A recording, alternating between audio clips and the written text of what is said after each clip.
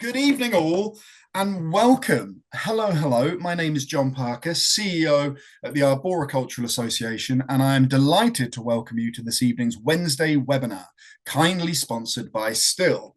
As ever, please say hello in the chat. Let us know where you're watching from. Put your questions in using the Q&A button. Tonight, we'll be hearing from two great presenters. I'm very excited, Tony Kirkham and Sayee Girdari. And also, Saeed's requested you put in the chat your favourite tree, so please do that as well. Before we get started, I'd like to say a big thank you to my colleague Emma Gill-Martin, who stood in to host last week's webinar when I wasn't here. I was in Bogota for the Colombian Congress of Arboriculture, where I was presenting some of the work the association's doing here in the UK. I was meeting many great people who are doing some really fantastic things in Latin America and South America. Unfortunately, I was without phone reception at the particular time the webinar was happening, so I wasn't able to join. I did watch the recording of last week's webinar, and it was wonderful. Emma's introduction made it sound a little bit like I might be dead, but I'm not dead. I mean, it's not far away, but I'm not dead. And I have to tell you, if you ever have the chance to visit Colombia, please do. I highly recommend it. It's a beautiful, welcoming country. And thank you to everyone there for making it a great trip and for getting me this beautiful sweatshirt, which I am wearing today, which is made in Colombia. I am such a fashionista. Next week, we have the first in a two-part special from Chris Natman, who will be speaking about Scotland's arboreal heritage, history, ecology, and culture through treescapes. Then the following weeks will be Christmas Day and then New Year's Day, so you're going to have to find your own entertainment for a fortnight. And then we'll be back on January the 8th for the second part of Chris's talk. And then we've got loads more webinars in the rest of the series, and you can register for all of those absolutely free online now. So, without further ado, I'm delighted to welcome our first speaker to the virtual stage, somebody I saw at a conference in Mumbai and was incredibly impressed with and I thought was brilliant, and immediately tried to persuade to do a webinar for us. She agreed, I'm delighted to say, and I'm so pleased you're here. Sayee, over to you. Thank you so much, John, for mentioning that conference. And it's all thanks to Vaibhav for putting all of us in that one place. And now I'm here. It's incredible how life works sometimes. I realized that when I asked everybody to mention their favorite tree, I don't have one myself.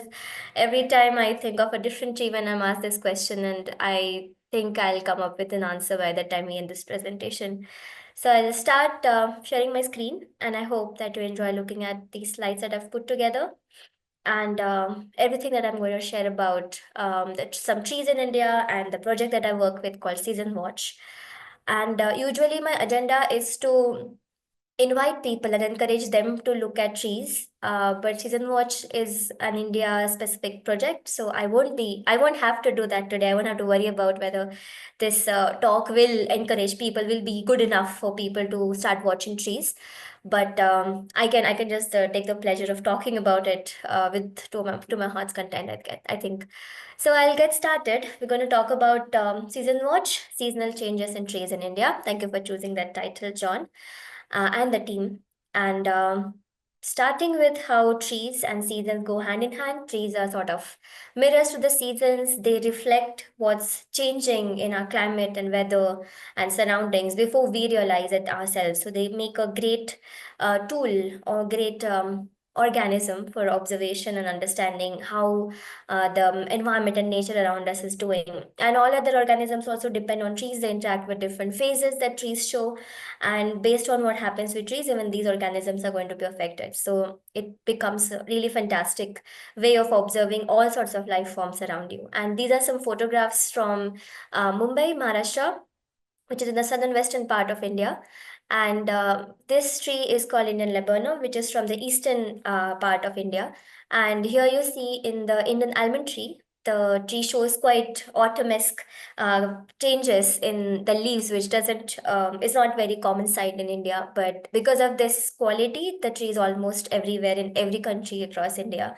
And these photos are taken a couple of weeks apart, and you can see how dramatically the tree has changed. And I said this is dramatic because for people in India, trees don't shift or change that rapidly. Or whenever I've talked to people, I realize that they don't really observe how trees change because it's not as rapid as maybe in animals' life changes. But of course, I think the perception is changing, and Season Watch is here to change that even more. And trees also have this tendency of doing the same thing at the same time of the year over and over again. For example, the Indian laburnum picture on the left shows it has started flowering in April 2021 and it was flowering again in April 2022. And that's precisely why they're very reliable to understand how the climate is faring and how the trees are doing with respect to the changing seasons. And trees change with respect to their leaves, flowers, and fruits. They put out new leaves or shed their leaves at particular times of the year. They are ablaze with flowers and laden with fruits at specific, again, different seasons of the year. And these different stages can be studied and documented and monitored. And this whole activity can be called tree phenology, which is basically cyclic changes that happen in the life time of an organism. And when we do it for trees, we call it tree phenology. And this is what Season Watch project is based on. That's why I mentioned this little technical information in the beginning. And of course, when you talk about seasons, because I'm talking to such a vast audience from all across the world, it got me thinking about how the world does climate and what kind of weather patterns and how do people experience climates as opposed to how they do in India or I do in India. And this is a map that's quite popular, and all these first letters of all these acronyms tell us what kind of broad climatic zone the country falls into. The second one tells what kind of forest it grows, and the third one tells about whether it's a hot or a wet region. And coming to India, this is what India looks like. We have a mix of everything, which makes things incredibly interesting, but also incredibly challenging, especially when it comes to looking at trees and how they change as per the seasons. So we've done a lot of comparison between temperate trees and tropical trees and how they change as per the seasons. And these changes happen in very similar ways. For example, temperate trees, like some of the oaks and other trees that you've mentioned in the chat box that I was reading, they have an active season and a dormant season. And in dormancy, they shed all their leaves and they show no external growth. And in the active season, they sprout out new leaves and flowers and fruits and everything. And trees in the tropical regions of the world also do the same. But the major and this quality of how trees change has been used across the world to study how the seasons arrive in the world. For example, this study in the US called USA National Phenology Network, they track the seasons through trees and through other tags as well. So this is a map that shows the advent of arrival of spring across the country. Or this example, this brilliant study from Japan, where people tracked what day of the year was the peak of cherry blossom across the country, and they made a graph of this data, which was not specifically in one particular format or in one particular source, but from it was collated from different regions, from different people, etc. And this graph shows how the peak of cherry blossom has changed over centuries in Japan, and it has steeply changed or massively changed from the 1800s when industrial revolution started and when the weather started warming up and global warming effectively started taking place. And that shows that the trees actually show these minute and gradual changes in our atmosphere and in our weather as well. So trees are very, very reliable in that sense, just that we need to be a bit patient to look at these changes. Now, coming to the fact that, or the factor that makes trees change, in temperate trees or temperate regions of the world, the trees respond to changes in temperature. Like they're dormant during very low temperatures in autumn and winter, and they're active during higher temperatures in spring and summer. But the tropical trees have many more factors to take care of, to pay attention to, and to respond to. And they can be sensitive along with temperature to precipitation, to rainfall, to day length, to the climate, the local region or local climate, and the other trees that grow around them, or the species that they belong to. And these species can innately be deciduous, which means they completely go bare during dry season. They can be semi-evergreen. They can be a part of a semi-evergreen forest, where some species go completely bare, some species don't. They can be completely evergreen, where none of the trees in that particular kind of forest go completely bare. So even in the dry and cold seasons, the forest will look pretty lush. And trees, because there's a lot of diversity in India, some of them can have one time flowering through the year. They can flower just once and fruit just once in a year. But they can also have multiple flowering cycles. So they can be completely aseasonal. They can flower and fruit whenever the conditions are favorable, which is almost always for these kind of plants. So because of these so many factors that come into play, studying tropical trees or looking at them to understand how climate change is impacting their cycle becomes a bit trickier, and we need more hands on deck to understand what's happening with the trees and our natural world. This is just to illustrate what I meant. Uh, I'm sure going to show you two photos, both of which were taken in this month, earlier this month. This was a picture from the central India where the forests are dry. The most of the species are deciduous, and the forest actually goes completely bare during winter and summer. And this is photo from southern India, from the evergreen forest of Valpara in Tamil Nadu, where it is taken, I think, just today. And you can see that there's nothing, there's this one couple of trees that show some signs of drying out or shedding leaves, but everything else is pretty lush and green. So different trees in different regions show different phenophases. And to illustrate it further, we did this one exercise during one of our festivals or events that we do thrice every year. This was during November 2021, and we put out on our social media asking people to share pictures of jackfruit trees around them.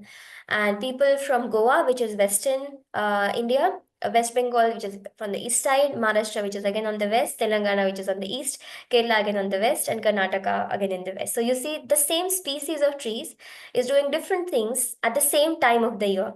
And that is the magic of geography and different climatic regions that these trees are growing into, that India has. So this again makes it quite interesting, especially when we put people together from different parts of India and ask them, how does your tree behave across the year? And there are actually, we've seen fights happening where people say, no, jackfruit fruits during May. Some people will say, no, it fruits during March. And they actually, none of them, are willing to listen that same tree can do different things at different times of the year. Fun times. And like along with these different observations that people have made, culturally and historically, trees have played an incredibly important role in the culture and the economy and livelihoods of people. So different regions have different trees growing. They do different things across the year, and based on what is available when, people have incorporated them into their festivities and celebrations. For example, this is a tree called neem, or Azadi Rakta Indica. Somebody mentioned that as their favorite tree in the chat box, and that was the only tree that I could recognize. But yeah, so neem tree flowers and fruits during early summer, which is in March or April. And these two states, one state here and one state here, they make use of these new leaves and flowers in the celebration of the New Year's festival called Gudi Padwa or Ugadi. And how they are used is, even though they're bitter, they're made into a chutney with a lot of jaggery, and it's supposed to be very, very nutritious, boost your immunity, and prepare you for the heat season of the year. And it's been a very important cultural activity, and I remember eating this chutney as a child myself. Other states have other trees, like Kerala, a small coastal state of India, which lies right here, uses this beautiful Indian laburnum flowers for the celebration of their New Year called Vishu. And they basically use the large number of flowers that bloom during that time of the year to celebrate and decorate their homes. In the Himalayan region, where the rhododendrons bloom during April and May, or even June, people invite a lot of tourists to look at these beautiful trees, to consume lal buranj syrup and juices and all other delicacies that come out of this tree. So even the economy of that region, the tourism depends on the flowering of this tree. And in central India, in this part of India, there are two trees one tree that is extremely important. And like my boss put it in the previous presentation that she did, Mahua, or the Indian butter tree, is not a tree, it's a sentiment. So that's how crucial it is for the people and communities of central India. And their livelihood, their culture, their festivities, their lives, daily lives, everything depends on Mahua. And it's very sweet, delicious, intoxicating flowers. And Palash, or the flame of the forest, as you can see why, is a very crucial ingredient of the festival of colors, or Holi, that is celebrated in central and parts of southern India. where people smear colors on each other's faces, and it also has good medicinal properties that make your skin healthy and helps fight off the infections that are common during the change of the season from winter to summer. So historically, culturally, this tree has been very important to celebrate this festival of colors, which coincides with the timing when the festival is celebrated. So trees and their phases, or the flowering and fruiting, are very intricately connected with our lives across India and different parts of India.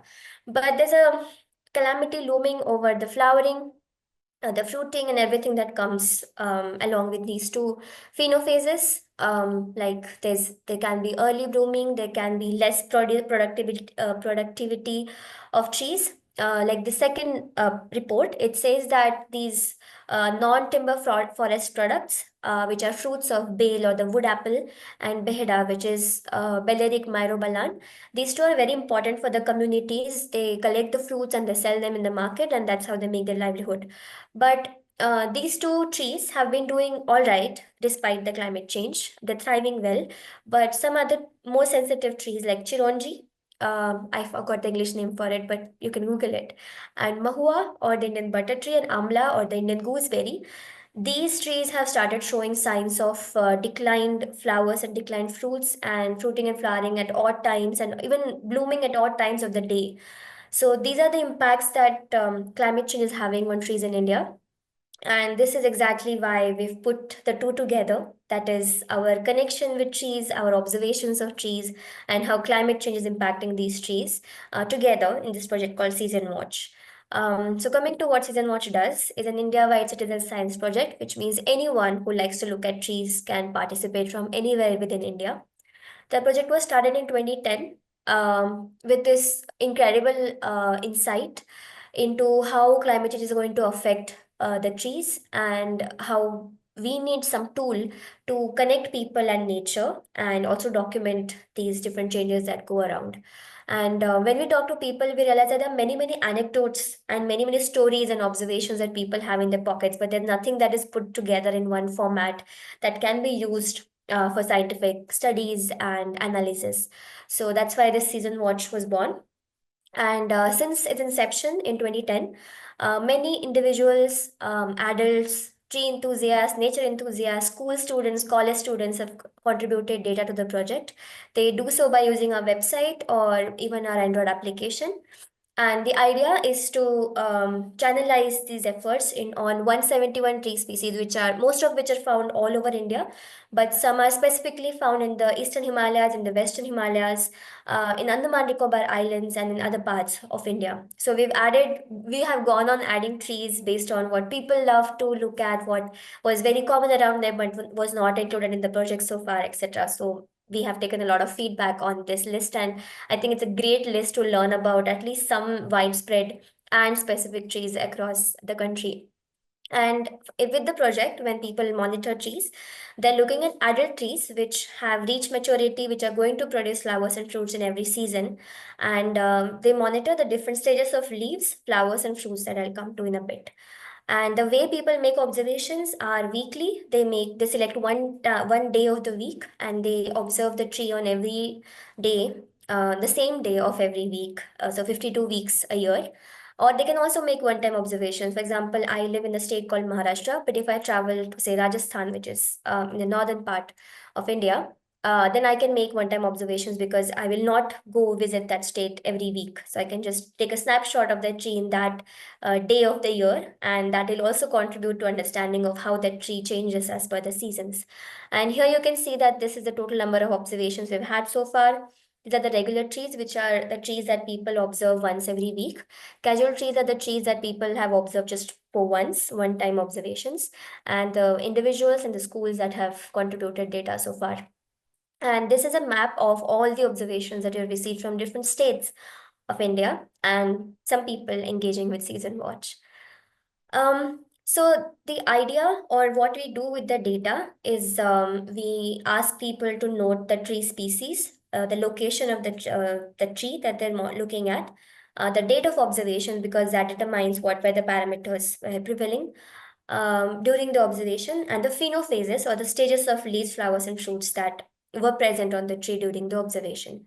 This data is going to help us create graphs like that, which are basically patterns that trees follow.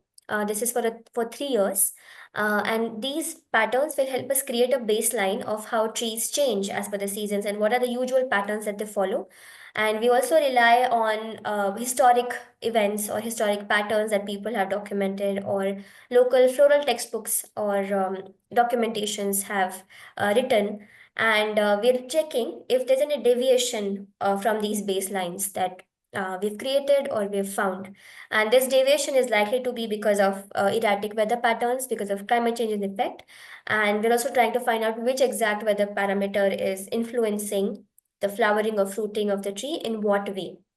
We have found some results, and I'll show that also in a bit. So this is the phenological data that we monitor. So the stages that we look at are fresh leaves, which are newly sprouted leaves, which are not fully grown yet. Mature leaves, which are fully grown leaves that do their job, they're like the office goers of the trees. And the dry leaves, which are the retirees on the trees, which are going to fall off soon, and they've done their job incredibly well. We look at flowers in two stages, buds and open flowers, and we look at fruits in three stages if applied, which are unripe fruits, ripe fruits, and open fruit, which is when the fruit dehisces and lets out the seeds on the tree itself. And as per the species, these phenophases are recorded in the application. So if there's a tree that does not show flowering stage at all, for example, some fig species, ficus species, then we do not have to document the flowers. We straight up go to the unripe fruit and the ripe fruit. Again, the fruits don't open in figs, so we do not show the stage in the app. So depending on what species you're looking at, the phenophase, what you look at changes. And the way people document them are in terms of none, few, and many. So when a person is looking at a tree, we consider the canopy as a whole giant circle. We divide it in three parts, and we see in how many of these three parts are our phenophases present. And we put a status for each of the phenophase when we observe them. For example, if I begin with my fresh leaves, actually I'll just demonstrate it. Um, in effect, if the phenophase is absent in the canopy, then I put my observation as none. If I see the phenophase is either in like one of the three parts, either this part or this part, then I put my observation as few. And if they're in two or all three parts of the canopy, I put my observation as many. And this is an example of how it's done. I have registered, I've logged into this application on my phone, and I've selected the species that I'm looking at, which is a red silk cotton, a very gorgeous tree which goes completely bare during the summer and is ablaze with these gorgeous red flowers. And it also attracts a lot of birds, so it's called the juice bar of the birds. By the birders, and that is, I think, the only time when birders are very interested into trees, but that's another story. Okay, so I selected my species, which is red silk cotton. I've already added the location of the species. So this is the page where I add my observation on the tree. I start with selecting the date, and I can select whether this is a regular observation or casual before I go to this page. And then I start by looking at the leaves. So now I know the tree is completely leafless. So all my leaf stages observations are none. Then I go to the flowers. I see there are many buds. So all these, these shaped or parts which are facing up are the buds of the flowers. So there are many buds because all three parts do seem like they have buds, and many flowers on the tree. So I put many for both. And I do not see any fruits on this tree yet. So again, all the three phases of the fruits are marked as none. And you can also look at any birds or caterpillars or bees or butterflies or squirrels that may be visiting the tree while you're making the observation, and you can tick mark these boxes as you observe. And if you have anything more to add, as in what kind of birds visited, what kind of caterpillars did you see, or if the tree that I'm monitoring every week has been chopped off by some cruel human being, then I can add that in the notes as well. And then lastly, I save the observation, which takes it to the website where everybody in the world can explore and look at that observation. And that helps us understand how this tree is changing, and helps contribute to building our understanding and knowledge about this tree. Since its inception in 2010, people from Kerala, that small tiny sliver of state in the southern western part, has been extremely supportive and enthusiastic about monitoring trees. And they obviously started with their favorite Kanikona, the Indian laburnum, which is a very crucial plant in the celebration of their New Year festival. And this is the data that people collected. And it was only 60 trees, but we wanted to see what appears in this data. And when we talked to people about the tree, they did say things like the trees blooming at odd times. During Vishu, there are no flowers or very few flowers, which is very like a cultural shock for people. And it's so bad that sometimes they have to resort to using plastic flowers in place of actual flowers, which were abundantly available before. So all of these stories, I think, motivated people and they made observations. And this is the graph that we see. And it indeed shows that there is almost flowering throughout there. It is a little bit of flowering. And the peak, which are these bumps in the graph, they happen just before the red line, which is the date of the Vishu during the year.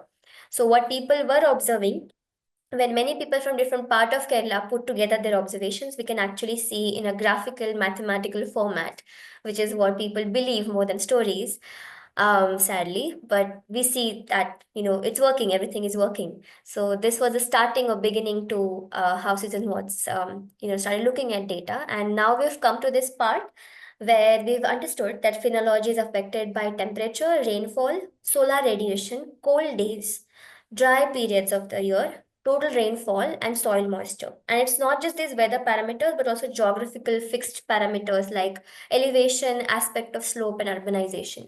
And flowering and fruiting in the tree is induced and maintained on a tree as a result of interactions between the weather and the geographical parameters.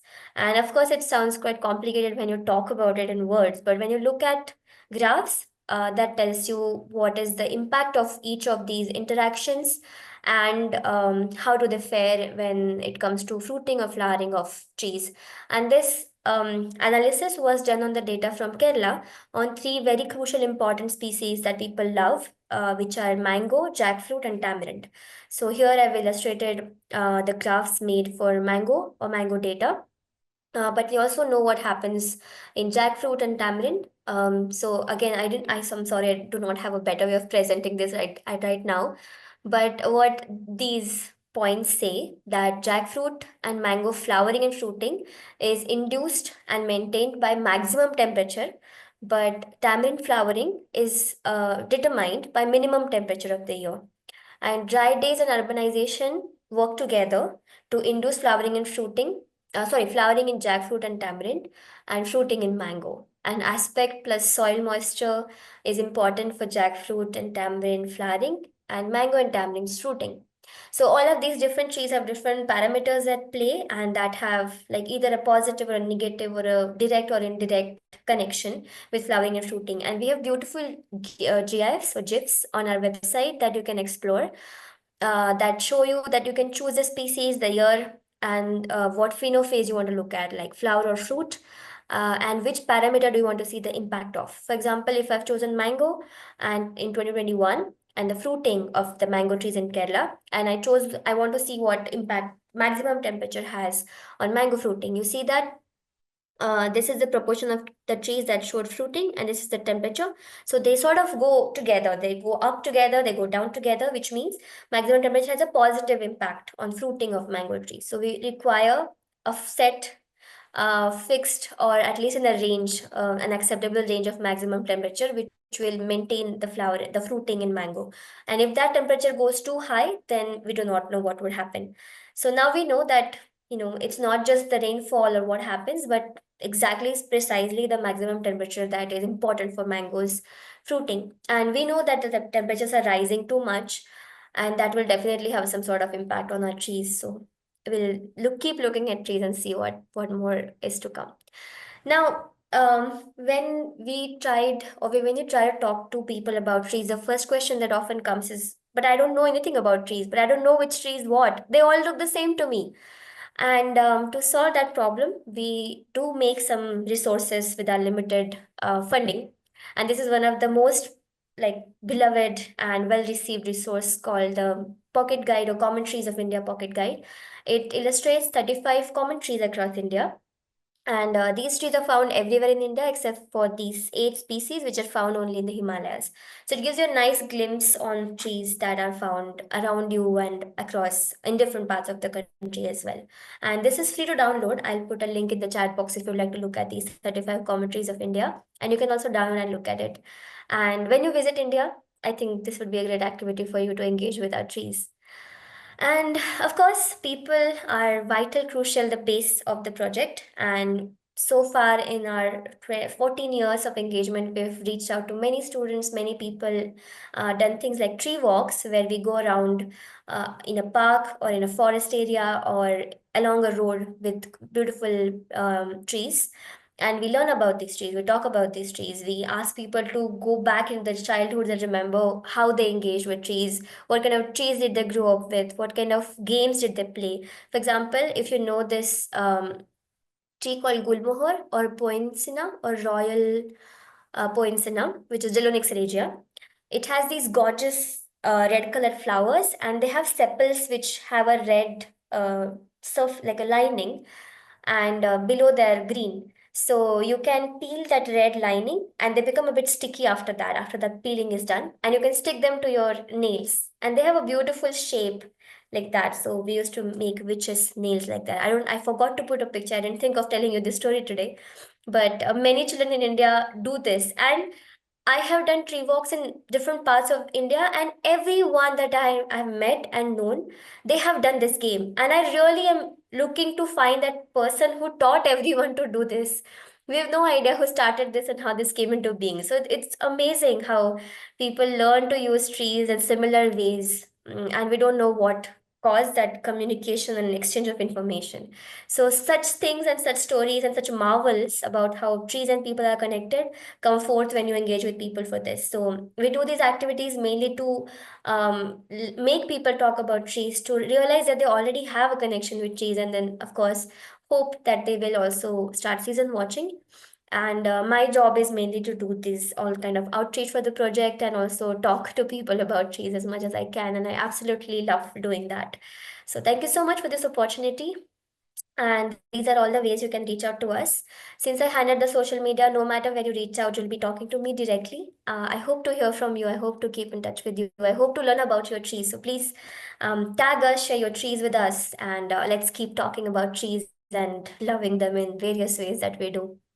Thank you.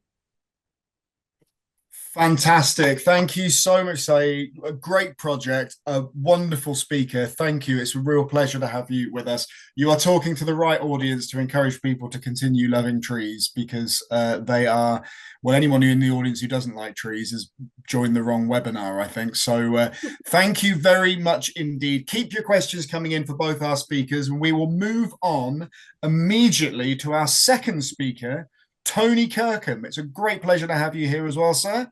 Over to you. Thank you, John, and thank you everyone for joining this webinar tonight. Can you all see that? Can you see that, John? Just to put things in perspective, one of the biggest questions I get today is what trees should we be planting now for the future? We know that things are changing. And what should I be planting? It's a really tough question, but if we use a lot of common sense and observation and experience of following trees and monitoring trees, then we have a pretty good idea of what is going to be successful in the future. Just to start, this is an image of a ginkgo that we discovered. I'm a trustee of an organisation called Troby, the Tree Register of the British Isles. And this image is a ginkgo. I'm not going to show a ginkgo again after this, but an amazing tree for the future. It's an amazing tree from the past. There are no pests and diseases that affect it. It loves the climate that we have in the UK. And it's a magnificent tree, tolerant of urban stress. The interesting thing about this tree is we discovered it in Wimbledon 2 or 3 years ago in a back garden. And I believe it was planted around 1762, the same year as the tree at Kew, because it has so much resemblance to that. And I also believe it's two trees planted together that are fused together to make one.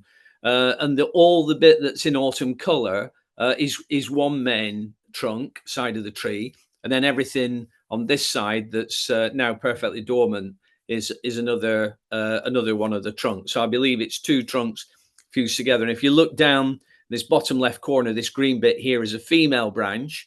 So it's a male tree with a female branch grafted on bearing lots of fruit. So an incredible tree, and definitely one for the future. But what do trees face? Certainly, we've got climate change, and anyone that doesn't believe that the climate's changing, then they've got their head in the sand. It is changing fast, and in the 50 years that I've been working with trees, I've seen a rapid change. And trees that I couldn't grow 20 years ago, we can grow perfectly well outdoors, certainly in the south of England now, without any significant protection.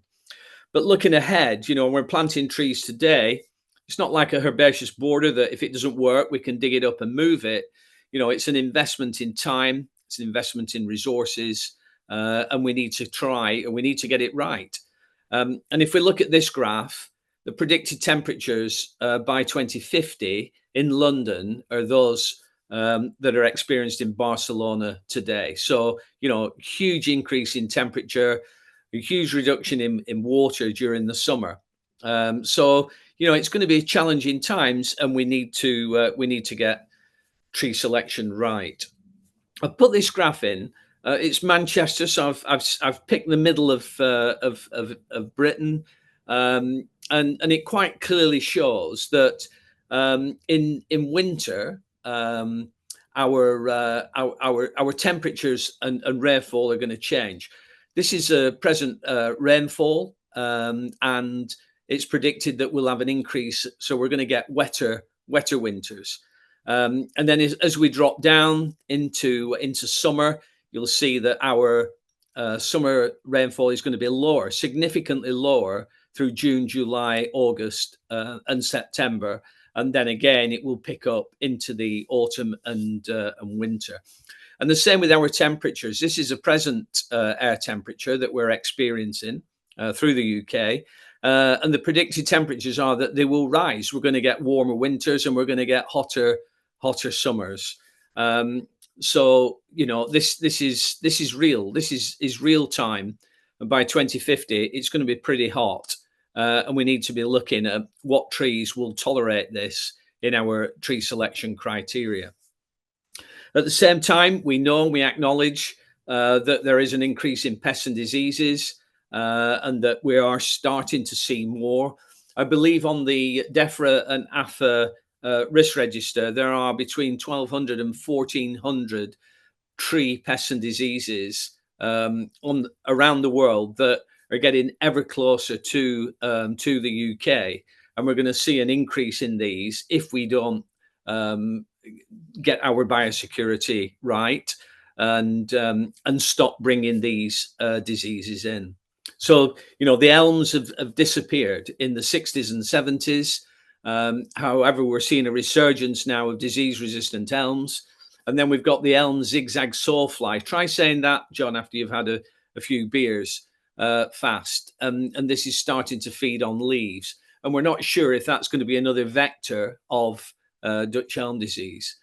The oak's under threat from acute oak decline, chronic oak decline, oak processionary moth, sudden oak death, agrillus beetle, oak longhorn beetle, oak blight, powdery mildew, oak lacewing, and the list goes on. So our two native oaks, Quercus robur and Quercus petraea, are under serious threat. The alder's under threat from Phytophthora, sweet chestnut. We've got sweet chestnut blight that is a potential threat, and oriental chestnut gall wasp that's starting to to be more significant now in the south of England. Horse chestnuts, bleeding canker, leaf miner, leaf blotch, and health and safety. We're starting to see losses now, serious losses of stressed horse chestnuts, and a lack of horse chestnuts that are being planted.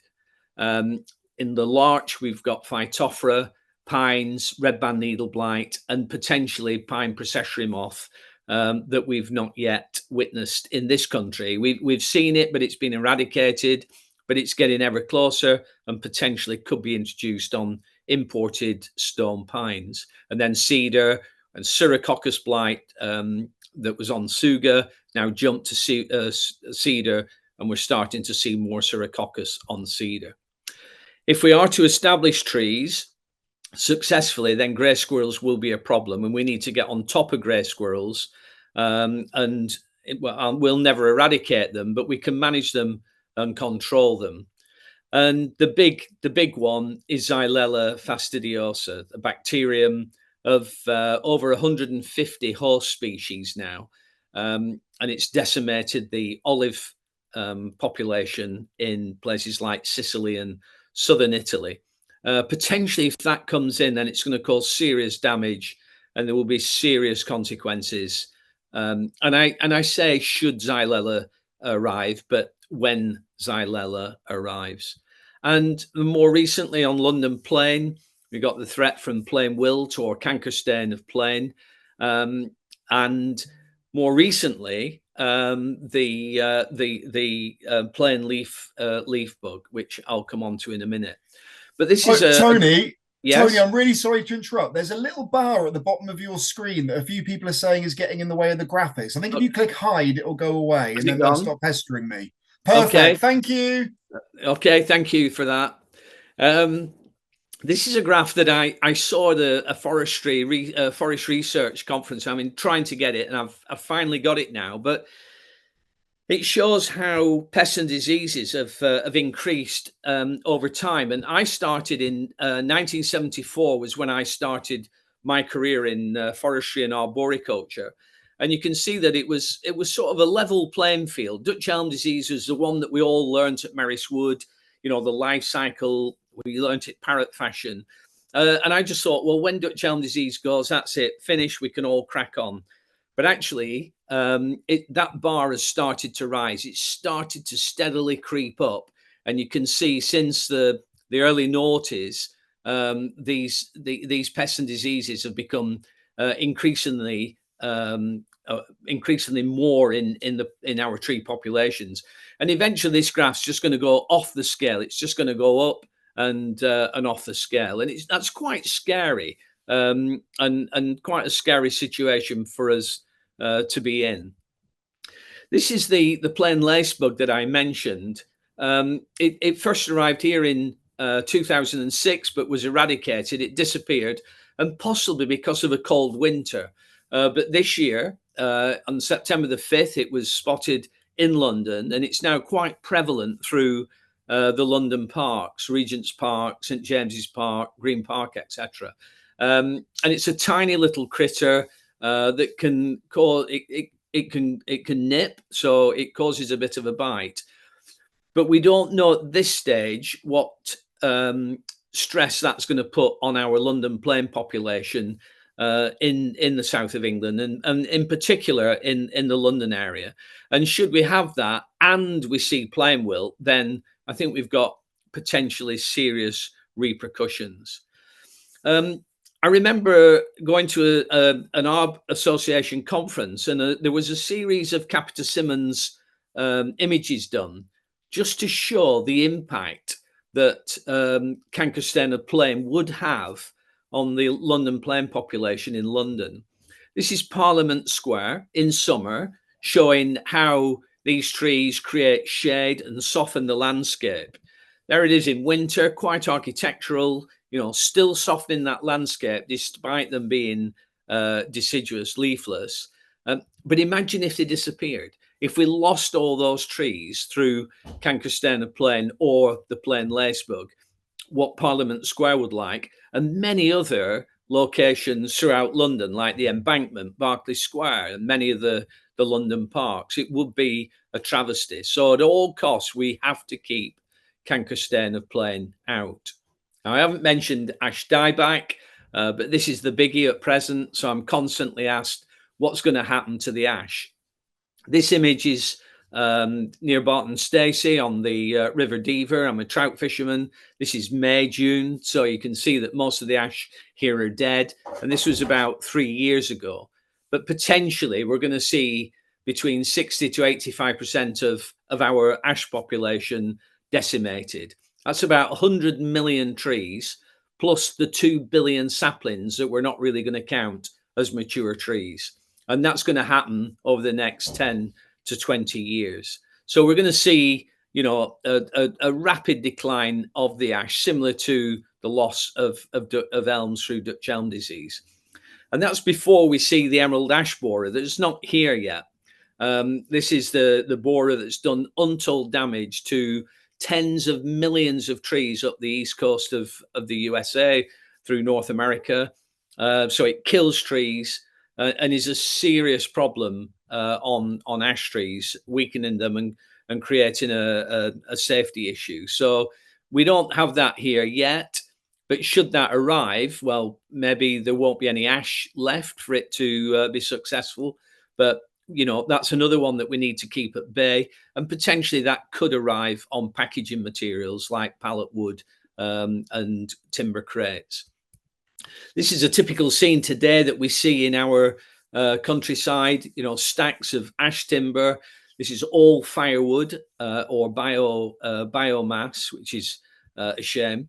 And we're seeing harvesting machines harvesting this material because of health and safety. Many organisations like Forest Commission, National Trust won't allow manual felling, and ash are being cut by harvesting machines, which in turn are doing serious damage to the ground flora and creating compaction, etc., making it very difficult for replanting these areas. So what are we planting for? Before we start looking at trees, before we start deciding what species we're going to plant, we need to decide what are we planting for. We need to get the right tree in the right place for the right reason. And, you know, here are just a few examples of why we're planting trees.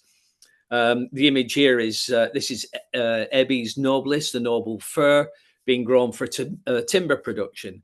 We also grow trees to improve our ecosystem services, to improve water quality, to improve air quality, reducing air temperature, and improving temperature quality, flooding, reducing erosion and shade.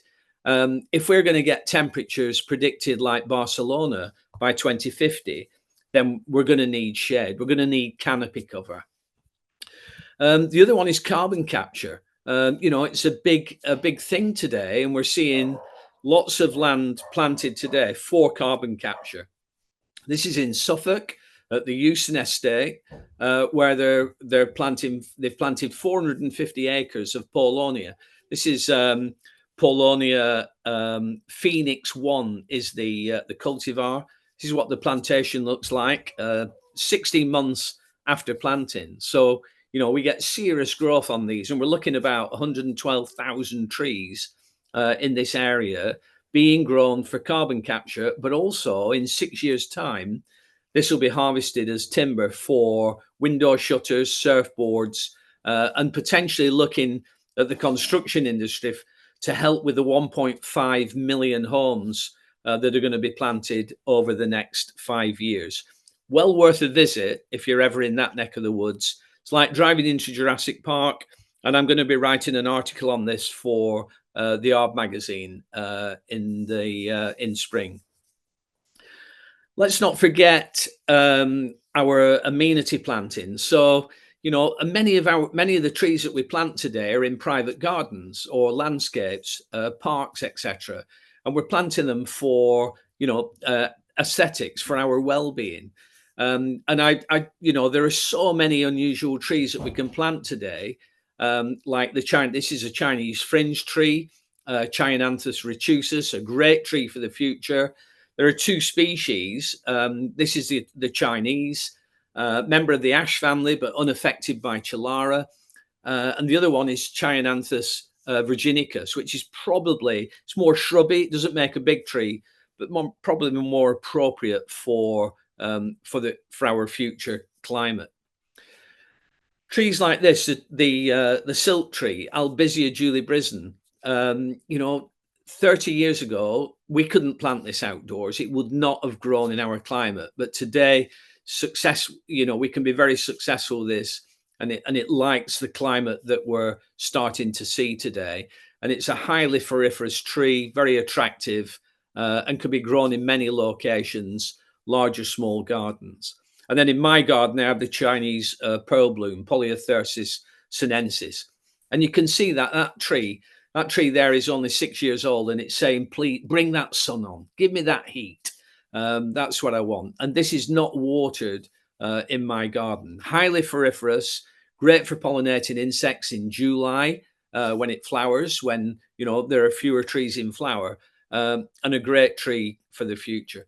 How many of you here use the IDS, the International Dendrology Society, Trees and Shrubs Online? It's a free encyclopedia that we do in the IDS. The whole of bean, trees and shrubs hardy in the British Isles, has been scanned and incorporated into this. And we have authors all over the world updating every genus and species in that encyclopedia. So wealth of information. And please, if you haven't used it, please go into it, have a look, and use it in the future. This is going to be a vital piece of information for future tree selection. And then, also we're told all the time that we need to plant trees for biodiversity. And we're also told that we have to plant native trees. But all trees are good for biodiversity. This is the sycamore. It's nearly native. It's not native, but it's nearly native. And people like Ted Green, myself, and many others are calling it the Celtic maple because we believe it's native to Scotland. And this hosts a wealth of biodiversity, from fungi, insects, mosses, ferns, mammals, etc., right through. So a really good tree that loves our climate. And in some rural areas, certainly on high ground in Lancashire, Yorkshire, up into the Lake District and Scotland, this is one of the few trees that will successfully grow in the harsh conditions that we give them. And I think this will be the future pioneer species that will start to grow in places like where ash dieback is leaving these spaces. So to go forward, diversity has never been more important. We need diversity. Diversity will give us a resilient landscape. And rather than have all our eggs in one basket by having one or two trees, the more trees we can plant, the more resilient it will be for the future climate, but also potentially any pests and diseases that we're likely to see introduced. And the more diverse, the better. We're constantly being told, and I'll say it again, we need to plant British native species, but they're only between 35 and 40. And if we are to build a diverse landscape, then there aren't enough native species to do that. And many of our native species, like the elm, the oak, the ash, or the alder, they're all under threat from pests and diseases. And many of them are struggling with the climate that we're seeing now, let alone in 2050. So we need to be planting more non-native species. We have about 3,000 different tree species in cultivation, growing in our gardens and botanic gardens and arboreta today that we can choose from, that we can select from. We can monitor those, we can watch those in various parts of the UK and see how they're performing, and then select trees based on that data and that information. At all costs, we need to avoid monoculture. Situations like this will still happen in the forestry industry, that this is 100% Sitka spruce. And if Ips gets in there, then the whole lot will be lost in one go. So our woodlands need to be more diverse. So who'll put money on one of these trees? Will you put your money on a silver birch, a native species, Betula pendula, or the river birch, a non-native species, Betula nigra? I think I know which tree I'd put my money on in 2050, which one will still be around, because birches are struggling. You can put water on them when you plant them, but they're still stressed, and they cannot tolerate those high summer temperatures. Also, it's short-lived, doesn't produce enough canopy cover, so we need to diverge. We need to avoid monoculture. And to do that, we can do the 10-20-30 rule of Santamours that he came up with in 1990. That means that in a planting scheme, we shouldn't be planting more than 10% of a particular species. We shouldn't be planting more than 20% of a particular genus. And we shouldn't be planting more than 30% of a particular family. Now, that's very difficult to do when you're planning a landscape. But once you've planned your planting scheme, you can list these trees and then look at how many you're planting and work out the percentage and see if you're achieving this. So it is possible to do. It's difficult, but it's well worth doing. Now, recently I attended a talk by our arboricultural friend from Holland, Henry Kuppen, and I talked about this, and he said, Tony, we need to include the 5, 10, 20, the 5, 10, 20, 30 rule. And that means that we shouldn't be planting more than 5% of a particular cultivar. And he's absolutely right, because if we plant Tilia cordata today in an avenue, we're likely to choose green spire, or one of the streetwise, one of the fastigia or more columnar cultivars. So I think the 5, 10, 20, 30 rule should be adopted, and we add that 5 to that. So thank you, Henry, for pulling us up on that one. So what do we need to do? What do we need to do for our future tree selection and tree planting? Well, first of all, we've got to get away from the term planting, and we've got to start saying tree establishment, because many of the trees that we're planting today aren't planted correctly, or we're planting the wrong species and they're failing. It's the huge percentages of failures. So we need to be planting for resilience first. We need to be looking forward to the future. What trees will be happily growing in our treescape and our landscape in 2050. I believe we need to mix native and non-native species. So, I'm not anti-planting native species, but we need to mix the two. And we need to throw both native and non-native in the planting scheme. We need to plant shade trees. We're going to need large canopy trees for canopy cover, not just pioneer species that short-lived, small canopies. We need those trees that invest in time, invest in carbon, and give us that canopy cover for the future. We need drought-tolerant species, so trees that will tolerate less water and drier conditions. But we also at the same time need tree species that will tolerate high UV levels and summer heat to get through those hot summer temperatures with less water. And we need tree species that will tolerate urban stress. Now, this image is it's in Oxford. It's the new bypass of the ring road. And here we have birches planted that have all failed, and they've either failed because it's too hot, imagine the reflection off that tarmac during the day, or they've failed to establish because they've not been watered. And why are we planting native birches? I believe that we could have chosen more suitable trees for this area that would tolerate that heat island effect and be more successful. This is the 316, the main road from the M3 into London, and you can see that birches have been planted in a wide grass verge, so plenty of space. You can see that one's struggling, and then one further on is actually dead. When I took this photograph, I turned 180 degrees, and there's a tulip tree, Liriodendron tulipifera, absolutely loving it.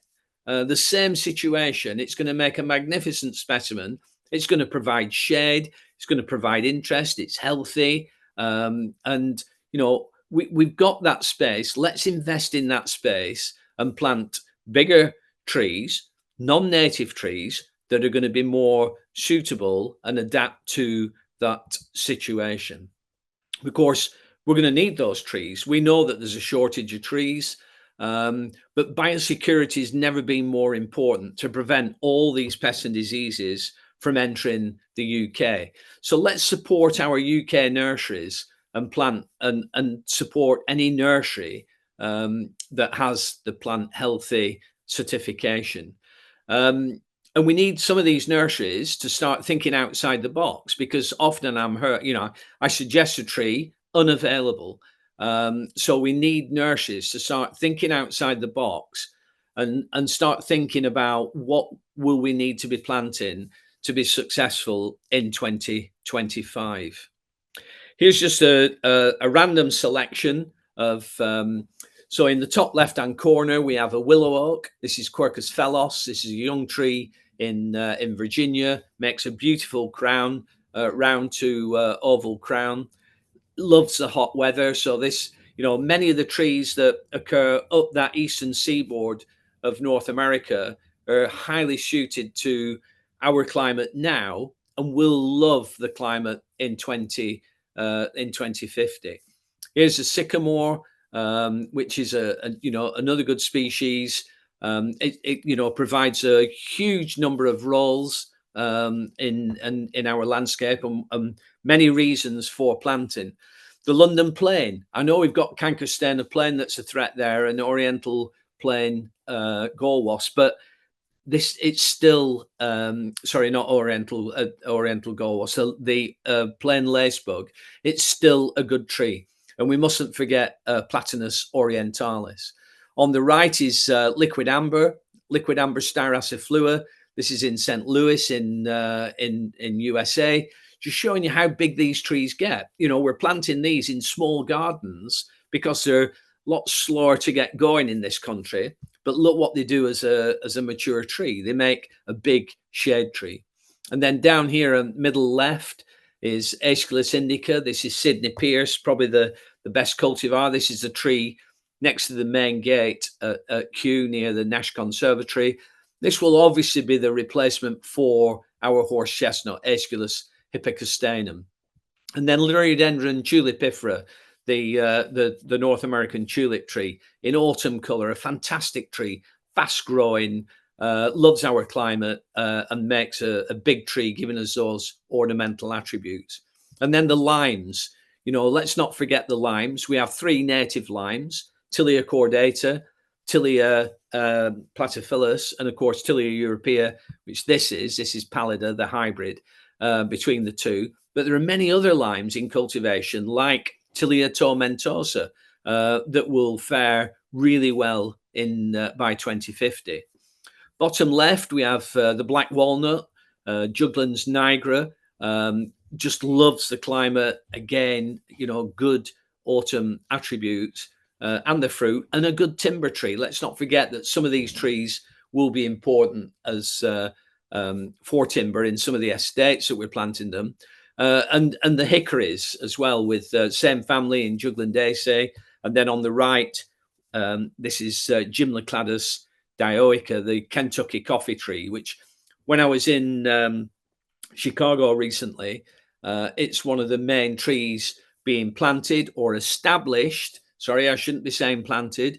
Established as an urban street tree or roadside tree, a magnificent tree with so many good attributes and such a good tree. So that sort of brings us up to 30 minutes, and I hope that helps with thinking about future tree selection and how important it is and how important it's going to be in the future. Brilliant stuff as always. Thank you very much, Tony. Could you stop sharing? Because at the moment I'm looking at me in a camera and it's confusing me. Oh yeah, there it is. And it's switched on the thing. So when I put my right hand up, I can see it on there. But on your one, it's the other one, and it makes me feel strange. Has that done it? Yeah, it's done it. Yeah. But I'm completely discombobulated now, but it doesn't take much to confuse me.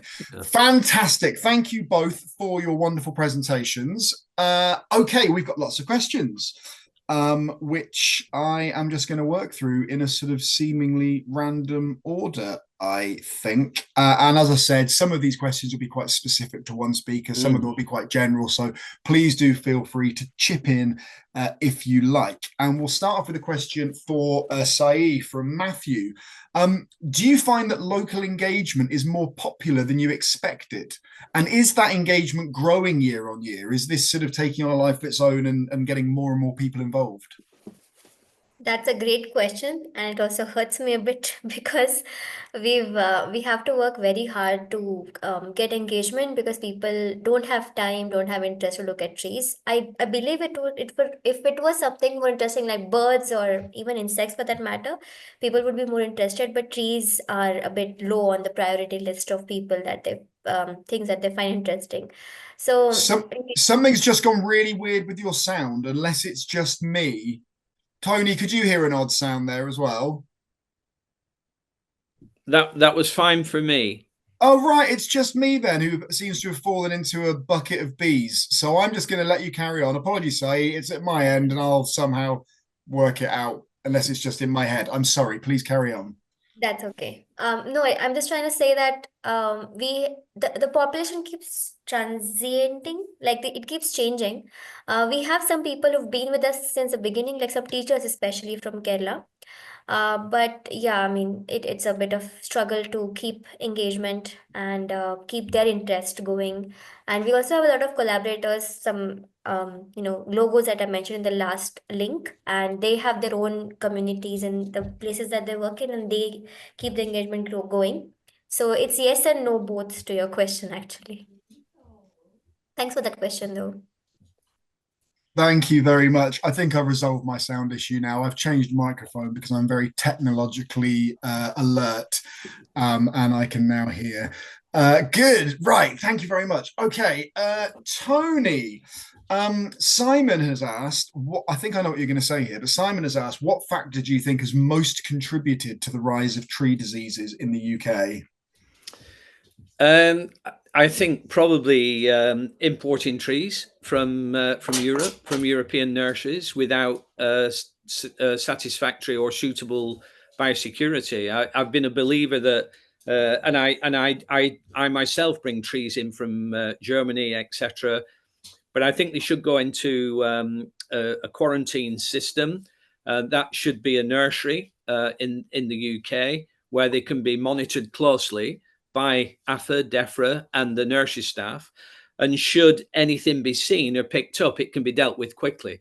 I think the big problem is that when a tree goes into the treescape, into the landscape, and it's not being looked at as often as it should be, then things are missed. And by the time they're picked up, it's too late. And oak processionary moth is a classic example of that. So that's why I believe that biosecurity is really, really important now. And I know the longhorn beetle, the Asian longhorn beetle, came in from pallet wood, from stone imported from China. So that's another way of transmission. But I always said with Brexit, the good thing about Brexit was that it will put tighter controls on our border security for trees. And I think that the measures that are being done by AFA and DEFRA now are really tightening up on tree imports, and that can only be good for trees. Yeah, thanks, Tony. It's nice to bask on the sunlit uplands of Brexit, isn't it?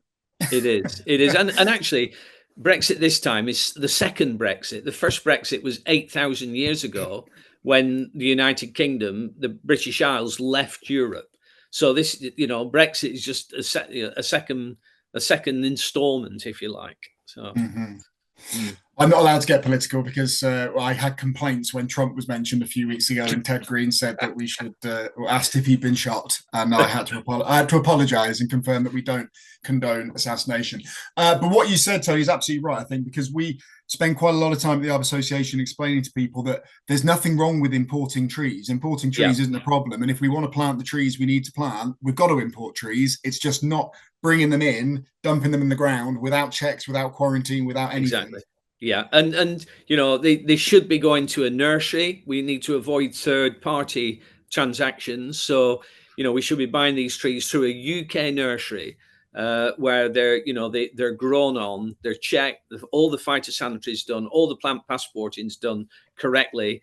And I think we'd see a reduction in pests and diseases. I mean, ash dieback, I still believe that was here before we saw it, and it probably came in on wind. It was windborne. It's a windborne disease, and that's come across the channel. And the nursery industry were sort of made to pay for it. But I would think that most pests and diseases will be being brought in by importing plants, and we've got to avoid, when we go on holiday.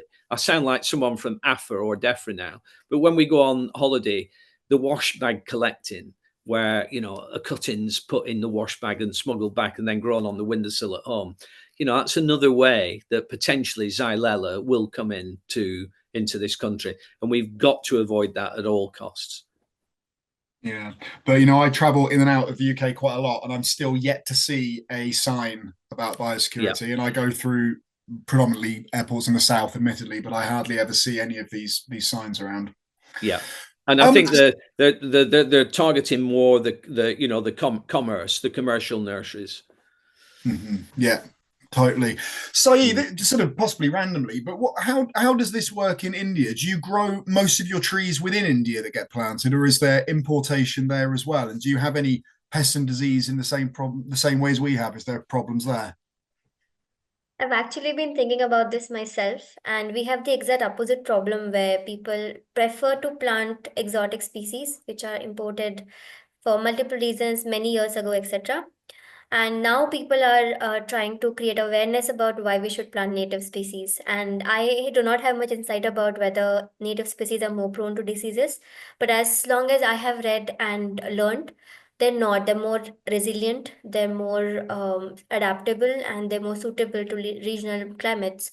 And I don't know about diseases though, so I think I would pick up Vaibhav's brain once in a while after this webinar about it. But yeah, I mean, it almost blew my mind when Tony said that we should plant a mix of native and non-native. That would cause a catastrophe in some communities in India, at least, because we've been talking so much about natives and understanding what plant goes rightfully in what kind of habitat, and we're trying to undo the damage done by exotic and invasive species in India.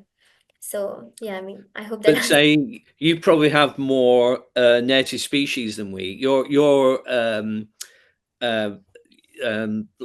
have a much richer and diverse flora than we do in the UK. We have between 30 and 45 native trees, and probably only 10 of those produce big canopies. So and most of them are suffering from pests and diseases.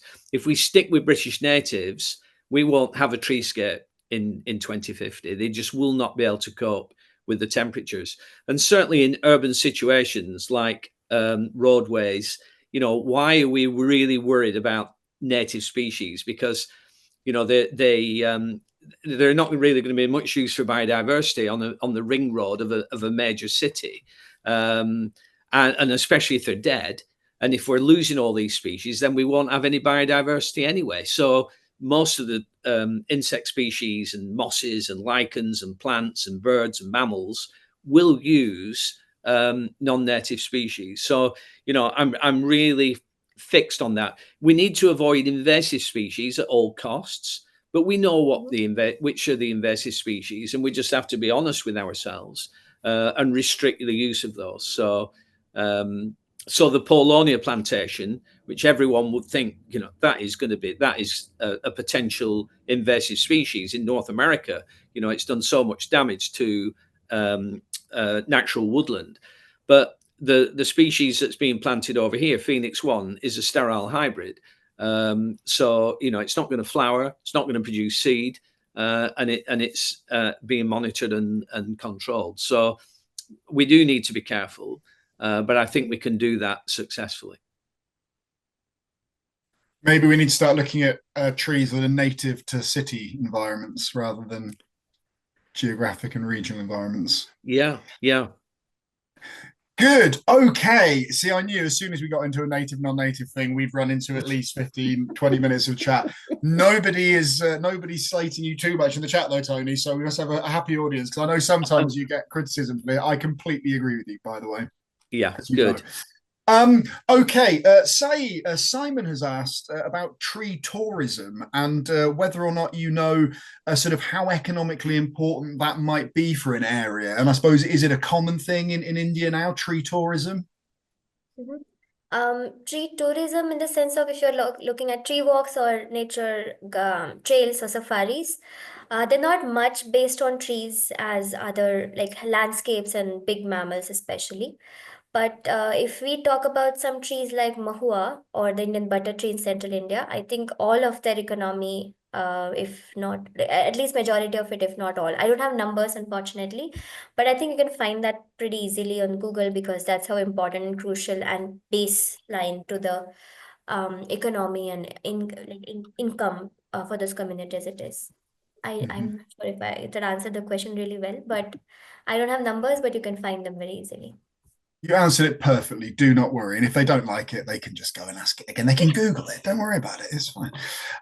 Brilliant. Thank you very much. Right, Tony. Oh, actually, okay. I was going to ask a different question, but I've just seen this one from Steve saying, is there a jacaranda tree at Kew? And is that a species likely to thrive in the UK in the changing climate? There's one there'll be one in the Temperate House at Kew. But I don't think our temperatures are quite right yet for jacaranda outside. But if if the temperatures continue as predicted, then maybe in another few years we'd be able to grow jacaranda outside. Yeah. I mean, just to give you an example of trees that just before I retired, I planted piranha pine from Brazil. Outdoors at Kew. So a member of the monkey puzzle family, Oricaria angustifolia. Now, 20 years ago, we would not have been able to do that. The first winter, it would have been wiped out. I looked at it today, and it's making a magnificent tree in the Pinetum with the monkey puzzles. Like Agathis australis, we can grow. Oricaria bidwillii. Taiwania cryptomyrioides, all conifers, but and then the horse chestnut from Vietnam, Aesculus wangii. Again, 10 years ago, we wouldn't have been able to grow that outside, or it would have had to be in, say, Cornwall in a sheltered spot with maybe some winter protection. But it's growing well at Kew, and I'm sure it will, as the climate gets warmer. We'll see that growing further and further north up through the country and gardens.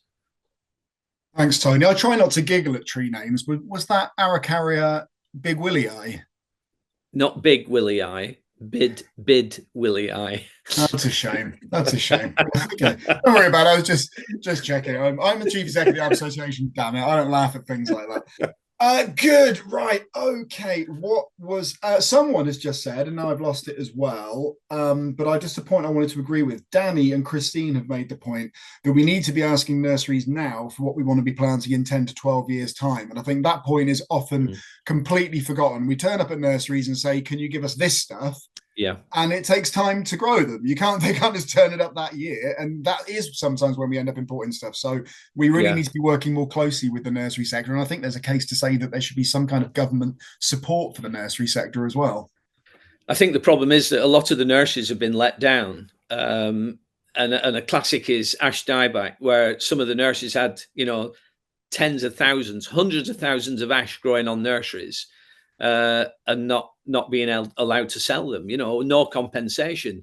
These nurseries aren't going to get caught out again. So I think it's going to be slowly catch the monkey. But nurseries like Barcham's are listening, and we're starting to see more unusual species. Like I bought an Albizia julibrisson from the bead tree, which again, 20 years ago, we wouldn't have planted outside. There's one in St. Leonard's Terrace in Chelsea, and I planted one at Chelsea Physic Garden a couple of years ago. It's a fantastic tree that you see in southern Italy and the Mediterranean, but that's a tree that we can be planting now. And I know that Bartram's have them now. They're starting to test the water with these things. So, fair play to them, and let's support them wherever we can. Mm-hmm. It's going to be like the Richard and Judy book club. As when Tony recommends a species, they're suddenly going to sell out. Everyone's going to be onto the nurseries trying to buy it. I never thought I'd be well, I don't know if I'm Richard or Judy of arboriculture, but anyway, we're living the dream here. I think you're a Judy, John. Thank you, Tony. That means everything to me. I'm just going to wait until the chat now goes off telling me I look like Judy Finnegan.